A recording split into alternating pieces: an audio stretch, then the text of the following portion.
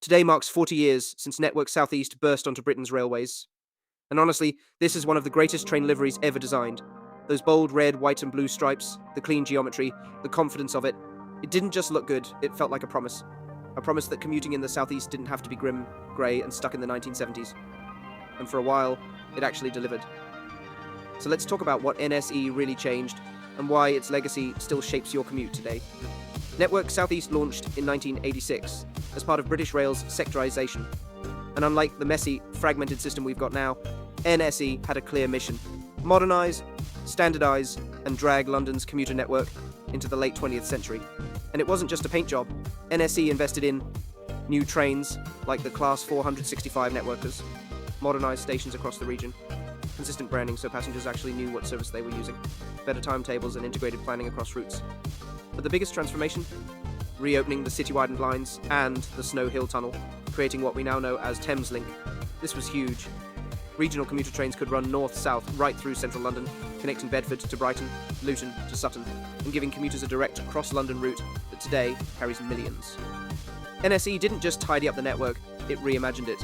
Even though the Network SouthEast brand disappeared after privatisation, the idea behind it, the whole logic of sectorisation, left a much deeper mark. NSE worked because it was a dedicated division with a specific job: run commuter rail for London and the Southeast, and do it with people who actually understood the network. Sectorisation wasn't about ideology, it was about clarity. Instead of one giant, blurry British Rail trying to do everything, you had focused sectors with the autonomy to make decisions based on operational reality, not political fashion. For NSE, that meant tailoring services to commuter patterns, investing where the demand actually was, building a consistent, recognisable brand, and making improvements that matched the needs of the region, and that branding mattered. NSE's visual identity wasn't just pretty, it created a sense of coherence across hundreds of stations and dozens of routes.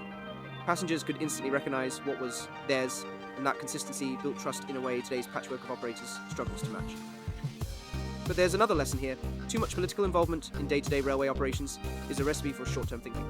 NSE succeeded because it had enough freedom to act on expertise, not ministerial whims or headline-chasing policy shifts. As Britain moves back toward public ownership, the real takeaway from NSE isn't nostalgia for the 80s. It's the reminder that railways work best when the people running them have clear responsibilities, operational autonomy, long-term planning horizons, and a strong, unified brand that passengers can rely on.